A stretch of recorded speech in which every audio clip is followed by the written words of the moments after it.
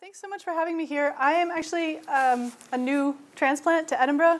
Picked up my life of 15 years in New York from City College and just moved to Edinburgh last semester.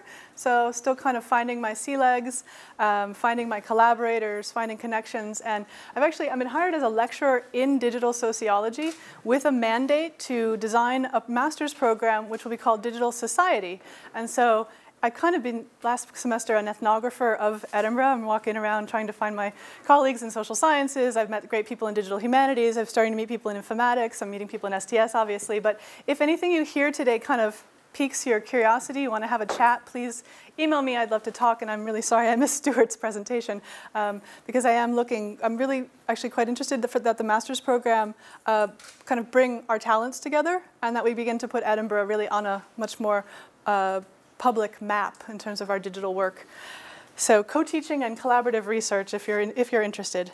And again, many thanks to Robin for asking me to speak. As James said, I'm not the hardcore STS. I sort of have one foot in STS a little bit, but really I'm an ethnographer of labor and very kind of analog sociologist in many ways who was following precarious labor and kind of went to the digital. So I didn't start digital. But I will do what I can today to help you understand this term. In my own work, as I said, I'm not so STS-oriented. I've been much more concerned with the personal and subjective experiences of individuals and how they are kind of experiencing and moving through this transformation of what we've referred to as now, I guess, for how many years, the new economy, right? It's a broad term. But more specifically within that, I've been looking at how people get pushed to the internet, how people get pushed into digital working relationships. And digital labor broadly, again, it's a massive term and it's sort of an emerging field, is something that can refer to both compensated and uncompensated activities that take place in and through digital and mobile technologies. So I'm sure for some STS people, you're like, that is far too broad. You've got to narrow that down. But one of the things that I want to talk to you today is actually a sort of a thread within digital labor studies, and that is this notion of exploitation. Is it still a thing? Is it not? Have we done away with it?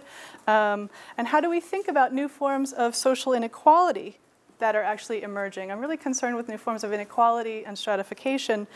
And how do we understand that this new formations in the face of the ubiquity of digital technology and the pervasiveness of the datification of our lives. In this talk, you'll see I'm very much trying to move the definitions of digital labor and the accompanying senses of exploitation towards much more material accounts. I'm hoping to learn from STS, actually. I think that some conversations around immateriality have slowed this conversation down. And I particularly would like to move us away from accounts that are a little bit obsessed with the platform itself. I mean, I know we're going to talk about platforms, it's okay. But I want to start to see a much broader picture of a digital infrastructure that is being built. And this desire to move towards a digital infrastructure and to do this kind of definitional work is inspired by Saskia Sassen's work. I'm sure you know her most recent work on expulsions. So this is her work that's been happening around looking at social mobility, social control, as well as Seb Franklin. I'm sure people are reading him here, in his work on the cultural logics of digitality as control. Here, what I'm going to walk us through a bit is thoughts on exploitation in light of both of those words, right? Expulsion, social expulsion, really creating new populations of people who are cut out of access, and also social control, new modes of governance, which you might have heard a little bit from Stuart, and also thinking about surveillance. So as Sassen makes clear in her recent work on expulsions, we're entering a new, quote, phase of advanced capitalism, which she argues is marked by new mechanisms for accumulation. And while there have been many names now for this kind of emerging stage of capitalist accumulation, they tend to point us towards different aspects, right? So we'll get network society, we'll get platform society. We could use Shoshana Zuboff's term, which she's labeled surveillance capitalism. But I would say that we are still very much knee-deep in debates about which one of these political vocabularies is going to prove most tenacious here. Indeed, as examples from the recent FBI and Apple kind of showdown are coming to show, our very political vocabularies, the language itself of citizenship, consumerism, contract, rights, as well as terms such as employer and employee, are straining to protect us against the social realities of digitization. We have yet, as Sassen has argued, to do this kind of conceptual recoding work to update our vocabularies that might be necessary if we're going to move beyond I was really intrigued this morning to talk about the future and uncertainty and how we seem to be caught in this kind of endless present of valuation. But something must be coming that moves us around a corner here, right?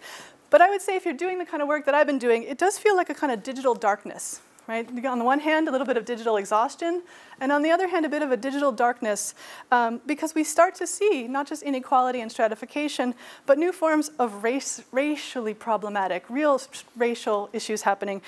So what will it look like as we move around this corner? How can we start to begin to think about new forms of politics that can move us into something that just racially, politically, and economically even looks like something like solidarity? So these are big questions, right? And I am a little bit hopeful that we're in a dark phase, but we're moving through something.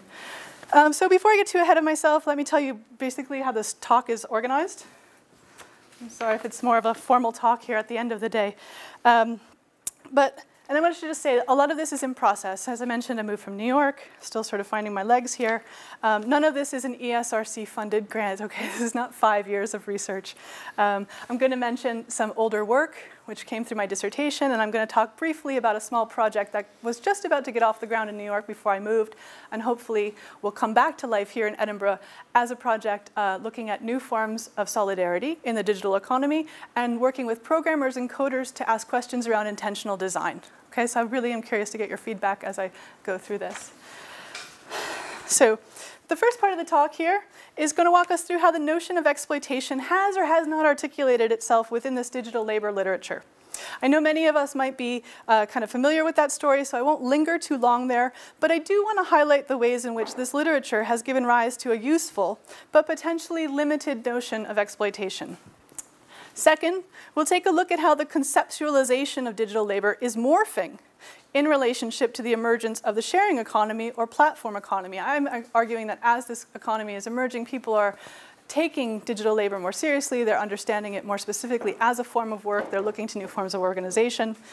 And that as this concept of digital labor becomes more commonly accepted as a form of work and as of labor, strong progress can still be made through the courts.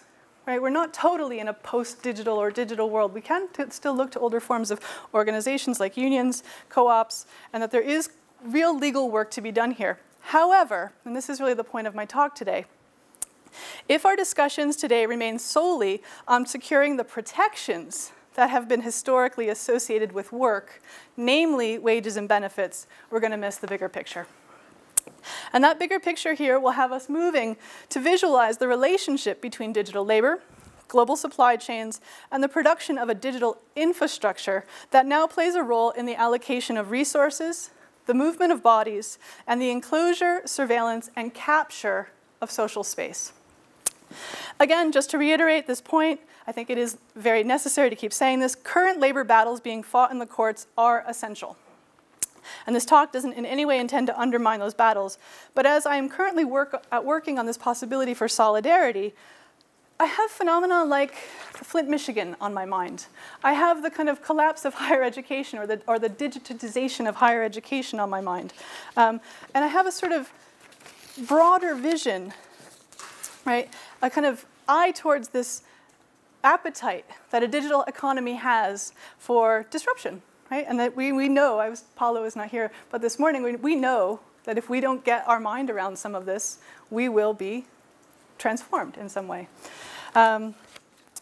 So to work on issues of digital labor, then, is not solely about the nature of work, but here it's to work with a materiality of the digital that understands that infrastructures of control, again, expulsion and control, which are not inevitable, they are not natural, they are not solely the more efficient choice, are being designed, developed, and implemented by recognizable social actors. And again, this is the part of learning from STS. We need more ethnographies of this kind of work. And we need to hold people accountable for these types of decisions that are being made and the types of, for instance, predictive policing systems that we're going to start to see. Yeah, I think we're only beginning to draw attention, especially as sociologists, to this infrastructure. And as I'll talk to you in this talk, last 5 years, you'll still have sociologists who'll say, Karen, that's all wonderful, but I don't even believe what you're talking about is labor. So we've done a lot of work in a few short years, but I think we're only starting to do this work. So If we look back, and again, I'm going to try to give you the kind of digital labor 101 quickly here. If we look back over the literature that shapes the concept of digital labor, we realize that it was only a few years ago. The first Politics of Digital Culture conference was actually held in New York in 2009. So it's 2016 again. And the book Digital Labor, The Internet as Playground and Factory, which Trevor Scholes edited, came out in 2013. That already feels like 10 years ago somehow. But it was only a few years ago that scholars were wondering very clearly if the concept of exploitation, particularly as articulated by Marxist labor theory, was still pertinent to labor enacted through digital networks and platforms. As Scholes and others were clear to point out, digital labor did indeed point to new forms of unpaid, underpaid, and underprotected or unprotected work, but the question of exploitation would be taken up through debates about the extent to which these new forms of work were entangled in leisure activities, right? Volunteerism, pleasure, play, right? Sorry. These things that relied on a combination of cognitive, creative, and affective capacities of the human body and mind. Can you really be said to be laboring when you're updating Wikipedia? Are you really laboring when you're chatting with your family on Facebook? Are you really laboring when you're updating your Twitter feed, right? These things were seen as a combination of work and leisure. Indeed, words like playbore, has everyone heard that word here? Labor and play and labor together, were introduced to point to the difficulty of distinguishing between play and labor. You can remember back again, even though internet history feels long, there was a time when the internet felt liberatory, right? That it was a kind of space of finding new identities, of new connections, and there was a kind of joyfulness to it, and I think Playbor tried to capture that. These were introduced to really conceptually play with this distinction. For theorists such as Tiziana Terranova, quote, free labor, or freely given labor, is actually a mark of the post-industrial economy. And she writes, it's the moment where the knowledgeable consumption of culture is translated into productive activities that are pleasurably embraced and at the same time shamefully exploited. So for her, you can't really pull these two things apart. While for Terranova and scholars working in a critical autonomist tradition, the entanglement of pleasure and exploitation is foregrounded. Christian Fuchs, I don't know if people know his work, he'll just come right out and say, these are oppressive systems. But he actually argues that you can't understand free labor without understanding new constellations of power that undergird the very production of digital technologies. And speaking directly to Web 2.0 technologies, Fuchs will say, Web 2.0 is not a participatory system, right? It would be better understood in terms of class exploitation, again, hearing that Marxist language, and surplus value. However, other scholars who specifically took up this issue of the collapse of consumption and production, people love to make up new words, so collapse of production and consumption and production, riffing on Alvin Toffler, come up with the phrase prosumption, and they emphasize elements of user empowerment. Ritzer and Jurgensen write that on Facebook, empowerment lies in the fact that one can choose exactly how one wants to present oneself and can alter the presentation at will. Further, many find Facebook as an effective social tool in building and maintaining contact with others. In addition to modest gains in empowerment, people can gain quite materially from being a prosumer. This is most obvious on eBay, but one can profit by gaining recognition as a photographer on Flickr or as a journalist on a blog, or it can use those successes to become a paid, quote, professional photographer or journalist. One can build a professional computer programming network while one edits Linux during the day. So while Ritzer and Jurgensen are not oblivious to the conditions of exploitation, I think they're actually savvier than they come across in some of their writing, their idealism is still here. And the emphasis that they place will be on choice, flexibility, networking, minor gains in income, right? You're editing Linux during the day for free, but you're building your professional career on the side. And in reputation building towards future work. Has everyone here heard the word hope labor? That's a sort of another phrase that's coming out. You work in hope of getting future work. Yeah. Graduate school is probably marked by a lot of hope labor. So minor gains in, had come to characterize these arguments are used to say, well, listen, this work can't be completely extractive. People are getting something in return. There's a bit of mutuality here. As O'Neill and Frace will write, prosumptive practices, quote, became the cornerstone of community software development, and by extension, the new economy. Dot-com entrepreneurs presented digital prosumption as liberation from both Fordist long-line sequential production processes and from the Fordist top-down Madison Avenue consumption model. And these arguments really do flesh out the flip side of the question of what participation in digital networks and digital platforms may mean for individuals, right? As we'll see when I talk about the sharing economy, they've continued to play on this notion of the entrepreneurial individual who stands to gain supplemental income and scheduling flexibility. And as my own research, my own ethnographic research has shown, you cannot overlook the importance of that for people at a day-to-day level. At the individual level, those little micro gains can be actually life-changing. So in my own previous research,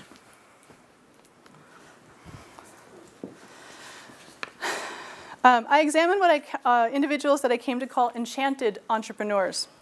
And I looked at how individuals are pushed from a formal labor market and come to take up esoteric practice as an entrepreneurial project. I actually hung out with tarot card readers and fortune tellers and psychics and rune readers. It was a very classic Chicago-style ethnography, and I hung out with them for several years. Like I said, I was sort of chasing them to the digital, following them to the digital.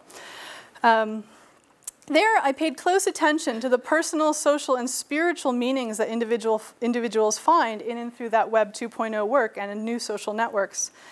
But additionally, even the small, infrequent, and unreliable income gains for such a precarious self-employed worker really will mean the difference between making the rent or losing a foothold in the city. And I'll talk a little bit in the talk about what this means for the city, who gets to live in it, what Airbnb is doing to it, and how we can still, again, think about those expulsion and control. However, these individual realities alone do not discount larger critiques of the very political economy that has banked on this expansion of insecure work and overall flat wages and opportunity. In this former research project, I write, "It is the internet and digital technologies, along with one's intuition and wherewithal, that has been left to many city dwellers." If you've been pushed out of the formal labor market during the recession and you cannot find work, really, it is digital technologies. It is new social networks that are keeping people afloat. And this is what has been left to many city dwellers. How one makes the internet and its generally exploitative conditions of affective capture and the content generation, quote, work for you, how you make the internet work for you, is now a measure of the chances one will have for work in the future. And this chronic tension between systematic exploitation, what Facebook is getting from you, what Twitter is getting from you, what Uber is getting from you, and worker choice and empowerment, these kind of characterize what I think of as the first phase of digital labor literature, theorizing that kind of trace the paradox of participation itself. Greg Goldberg has a great article called "The Problem with Participation." There were some early theorists who said, this we got to get out, right? People who are advocating just getting off of digital networks entirely, which I don't think is actually a possibility. So here we see scholars grappling with the notion that participation, which is presumed to be at the very heart of democratic processes, presumed to enhance overall access and decrease conditions of inequality, may have indeed become, at least in the hands of these people, right, designing emerging digital technology, a new mechanism for corporate control and governmental abuse of civil rights. I don't think you can overlook the specificity of what is happening in Silicon Valley, of who is designing, what it's made for. So while this first phase of the conversation was somewhat aware of the existence of global supply chains, they had an inkling, we had only then just begun to think through the deep entanglement of prosumptive work, right, the Linux editor, in the Western world, and the deep exploitation of workers and minerals in other parts of the world. Furthermore, notions of digital labor in this first phase of writing still tended to characterize the nature of digital work as immaterial, right, as online, a kind of place you would go, as though that were not an embodied, performative, and material space, right? We still even talk about it as a virtual space or a cyberspace, depending on your kind of disciplinary background. However, enter the rise of the sharing economy, which has moved the conversation of digital labor from a theoretical question of exploitation to a much more explicit acceptance that problematic new forms of work and labor are upon us. While worker choice and scheduling flexibility are hallmarks of the sharing economy, it is also overall marked by the degradation of the category of work. As most of you know, what we often call the sharing economy is prefaced on, is a series of platforms that enables individuals to use the web for a variety of services and commodities on a peer-to-peer level. Here, however, these transactional services, while certainly resembling older forms of work, right, namely the chauffeur, right, the Uber driver, the butler, the nanny, the majority of sharing economy platforms have successfully resisted the moniker of employer, and hence deny the participants a rather vital or socially powerful designation of employee. Activity in the sharing economy is also marked by low wages, sporadic work, and the general removal of work control from labor processes. It's a resilience on, I think, what we can think of as new forms of digital Taylorism and algorithmic management. As Alex Rosenblatt has written, when the algorithm is your boss, you're no longer even fired, right? You are deleted. So the large players in this economy, and this keeps changing, this is probably out of date at the moment, are still currently Airbnb, Uber, TaskRabbit, and again, people kind of come and go here. But there's really been a proliferation of platforms. Currently, you can find platforms that will allow you to hire an individual to clean your house, conduct domestic repairs, bring you lunch, walk or borrow your dog, eat with someone, cook you a meal, find you a parking space, carpool, babysit your children, and the list goes on and on. Generally, the business model here is that if something requires care, right, a very kind of old form of unrecognized labor, that care can be outsourced as well as monetized via an informal labor arrangement in which individuals simply access a platform to set the terms of supply and demand. The sharing economy is often touted as being mutually beneficial. The person who needs their house cleaned, right, simply bypasses any middleman and simply hires an individual cleaner for a few hours. And the cleaner, it's presumed, voluntarily and knowingly enters into this arrangement because this allows them to work flexibly and, quote, on their own terms. Here, managers and bosses are replaced with what seems to be no one, right? Except, of course, those developing and designing the platform code and analyzing its quite valuable data. The data element here is, of course, designed to remain faceless, as those sharing economy platforms simply emerge out of the goodwill of well-meaning entrepreneurs who see an opportunity to connect people or resources. And this hidden world of code and algorithmic labor is what Frank Pasquale has called the black box society, a society where the very algorithms that come to shape and inform our lives are intentionally obscured from us. This, if you use Amazon, right?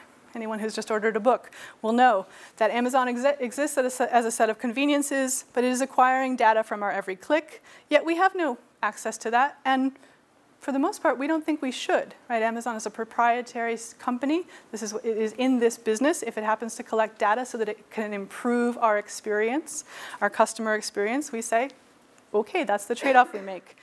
And we don't actually believe we have necessarily a right to that information. So while the sharing economy is touted often by platform designers as a, quote, new mode of living in which people empower themselves through participating in this digitally mediated and seemingly ephemeral project of crowdsourcing, the sharing economy is actually what I would say predicated on new terrains, on creating new terrains of rent.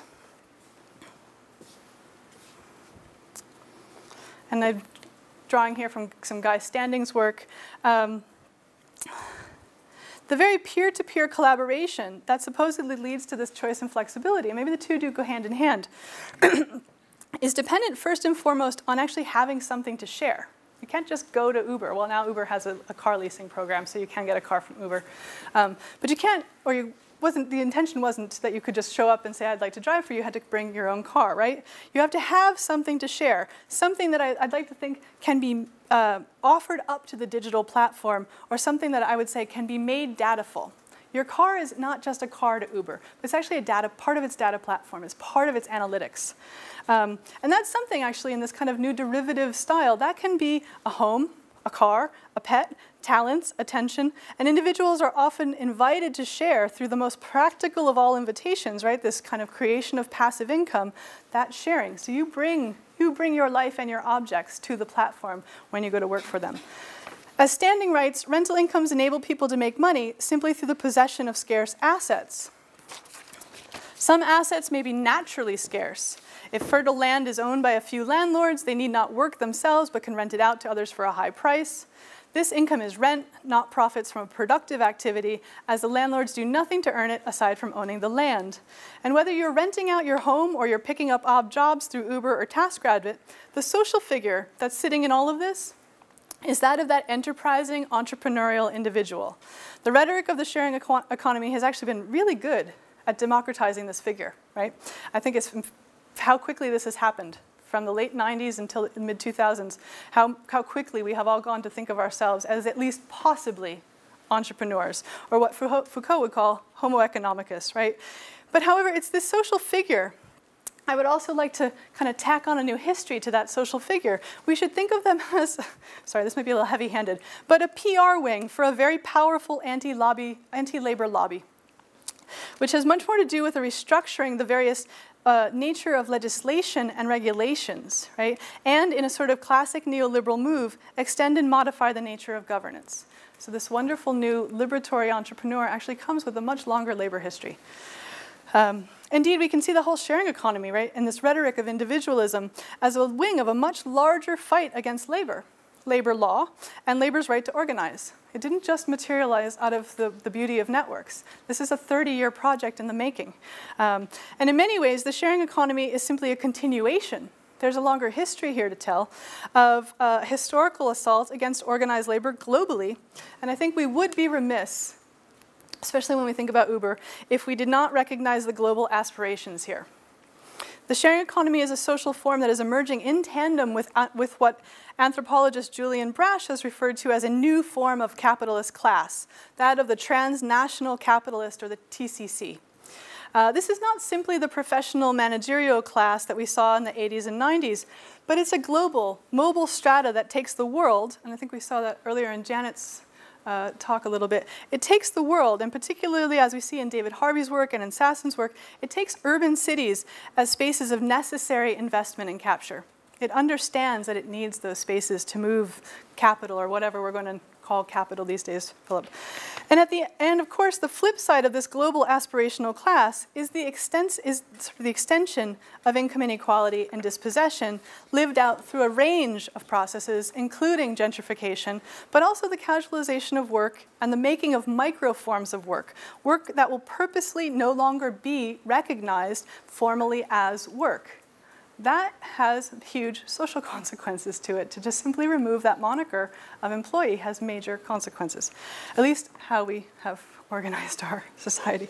So currently, the fights against Uber have filled newspapers, and one of the most high-profile cases is a class action suit brought against the company for misclassification of drivers as independent contractors rather than employees.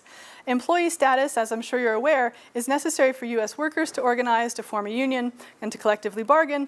And one tech journalist notes that if this suit is successful, this might entitle up to 160,000 drivers to recoup back wages from Uber and fundamentally change this kind of business model. I mean, Uber, I think there's 52 different lawsuits against Uber, 52, 56, but they are lawyered up, so these court cases are going to go on. So while the battles that are currently being fought in the courts are essential to redefining what the future of work will look like, as well as updating and ensuring that future labor law is up to the challenges that the digital economy presents, in this final section of my paper, I actually want to offer a vignette that will put in perspective the progress that these labor battles represent. And in the final section of the paper, I want to suggest that a digital infrastructure, it's actually an infrastructure of data capture, data analysis, and data valence that is being built that moves us far away from notions of immateriality, but rather brings us back full circle to accounting for this material world. If initial discussions of digital labor began in theories of the social factory and cognitive capitalism, affective and immaterial labor, here I think we're moving into a new phase of digital labor literature and scholarship that must account not only for denigrated labor conditions, but for the ways in which the dual logics of control and expulsion are at play. So moving to the final bit here.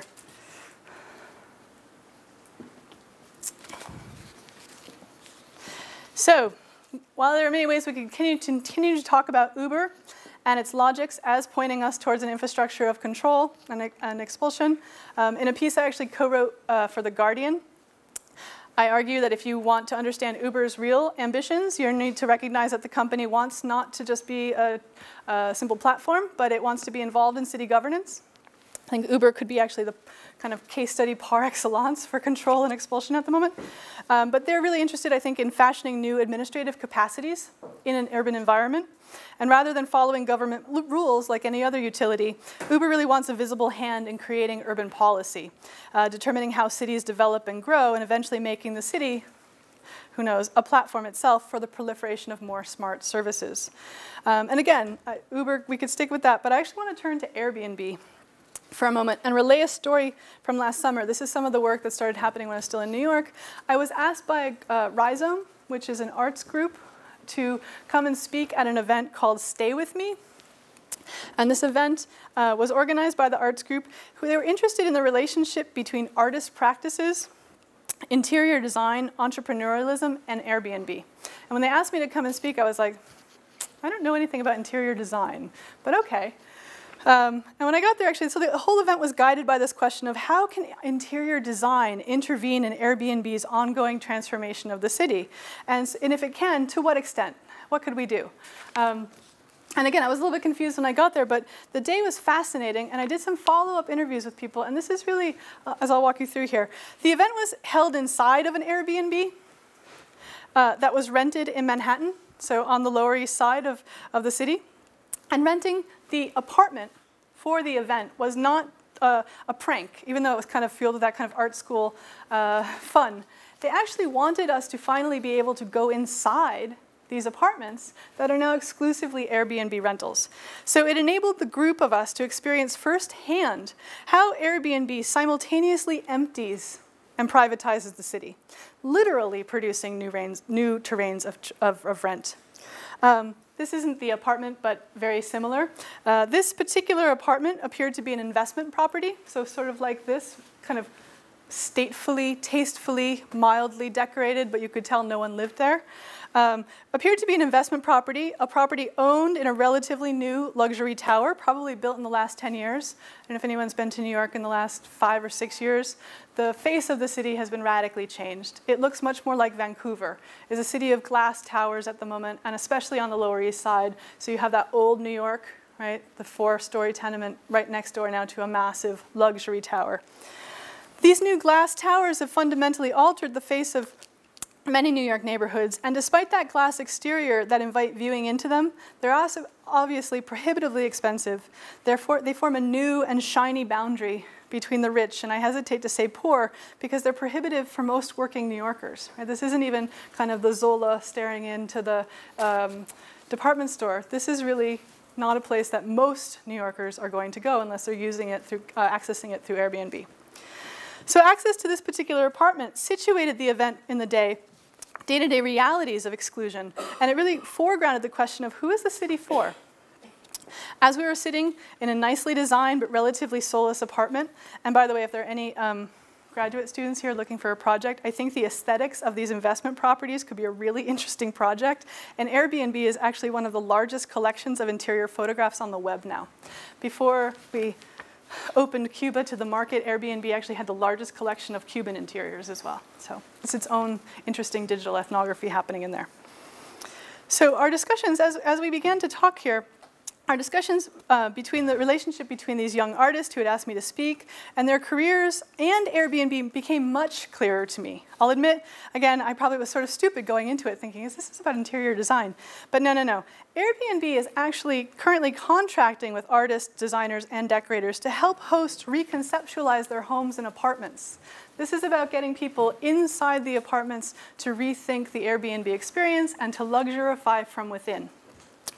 Artists themselves, as I learned that day, are also designing and developing their own homes. So artists will turn their own studios into art experiences. One of the young men at the event makes his living makes part of his living renting out his apartment/studio to city visitors and tourists who want to feel as if they're in the coolest of cool neighborhoods, right? And how they would like to, and how for insiders who want to access the young and hip New York art world. So one of the most fascinating aspects of this event actually was that artists are sort of rethinking the whole concept of home. Many of them are Airbnb, at least at this event, are Airbnb, in part because living in New York is an obligation. If you want to be a professional artist, you must now move to the city. There's actually an artist in Glasgow right now who is trying to fight against this notion of you must be global in order to have a professional career. She's come under a lot of flack because people took that she was sort of slumming in Glasgow, but I think the larger project there was to say, no, we can be locally based. But for the majority of young artists who want a professional career, they fear they have to move to New York, but like most of us, cannot afford to live there. So living there is an obligation. Having an apartment in New York is an obligation, in part to be near others, but because you really can't make it anywhere else. And few of the artists at this event, few of the artists actually lived in their apartments full time. That was really fascinating. I would say 90% of them said, I have to have this home, but my computer is my home.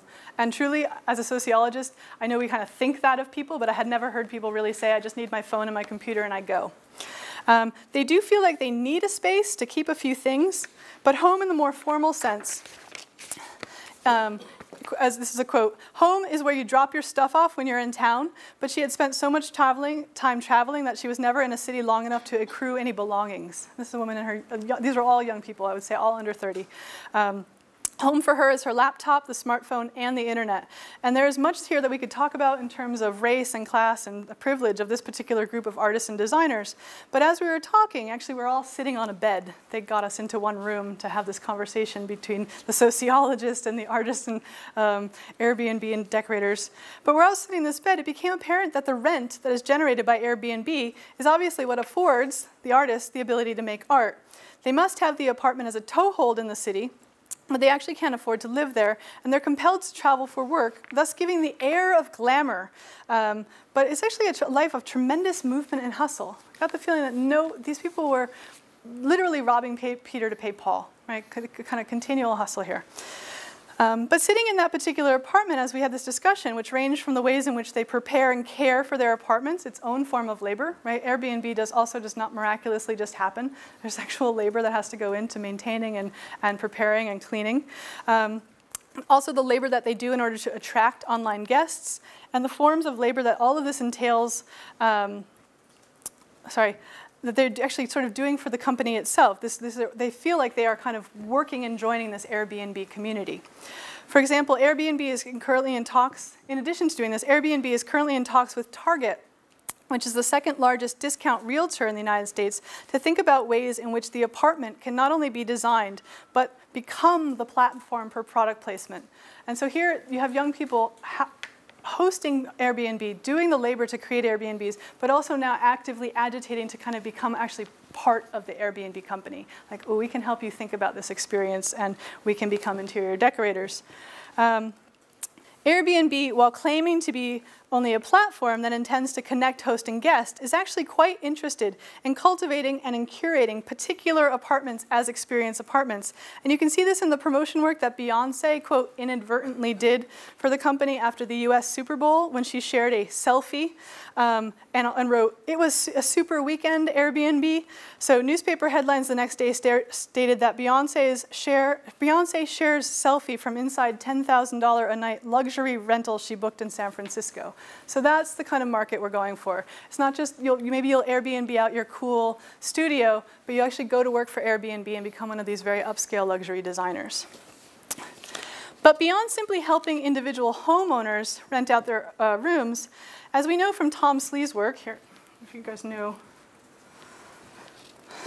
beyond simply helping individual homeowners rent out their rooms occasionally, which as we know from Tom Slee and Marie Cox's work, apartments like the one I was sitting in that afternoon are often owned by ghost landlords who own additional properties that make up the bulk of Airbnb's listings. So I don't know if you know, Tom Slee and Marie Cox have been doing this kind of indefatigable work to scrape all the Airbnb data for different cities. And they recently reported that when facing pressure from New York to account for these landlords, sort of these landlords who own all the investment properties, yeah, wrap it up, okay. Airbnb purged more than 1,000 listings from the site in order to rig a survey. So this is what they claim are the sort of correct numbers, and they dropped off in November and sort of now petered out. But Airbnb, like Uber, still fighting in the courts for legality.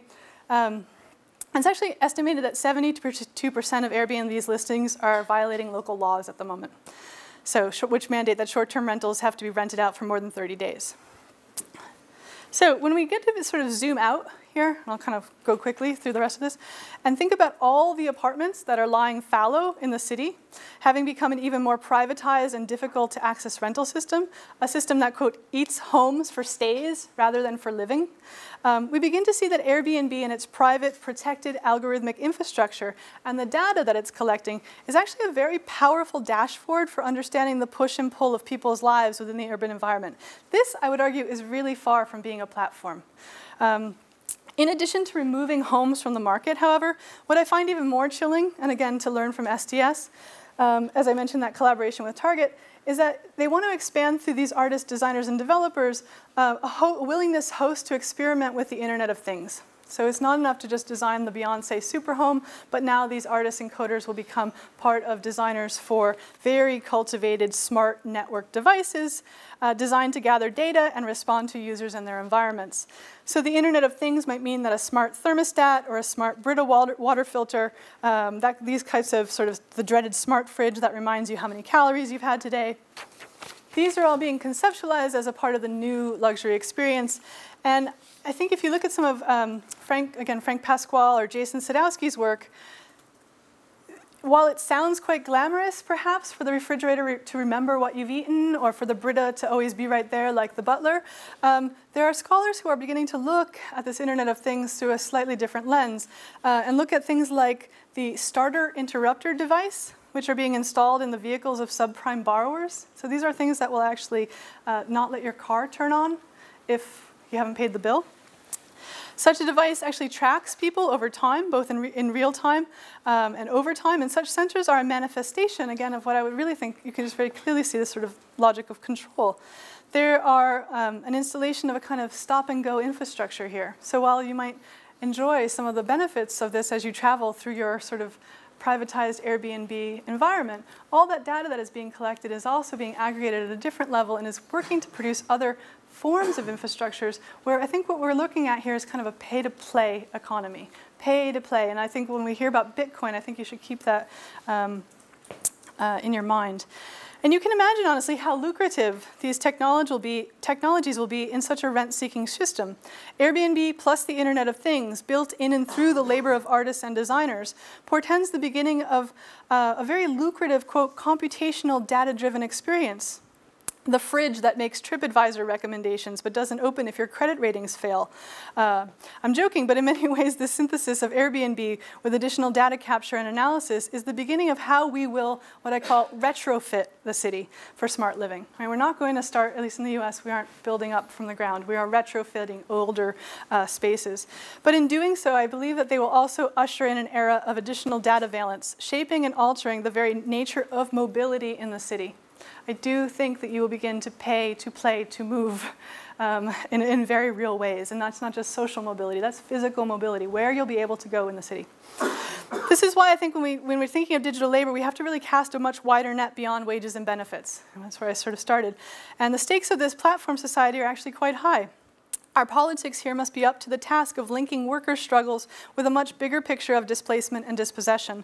And it must link the reality of racial injustice and not just solely economic injustice, because what we are seeing, I think, in the birth of the sharing economy is just the seed of what will become a very real and very material infrastructure of exclusion. Thanks.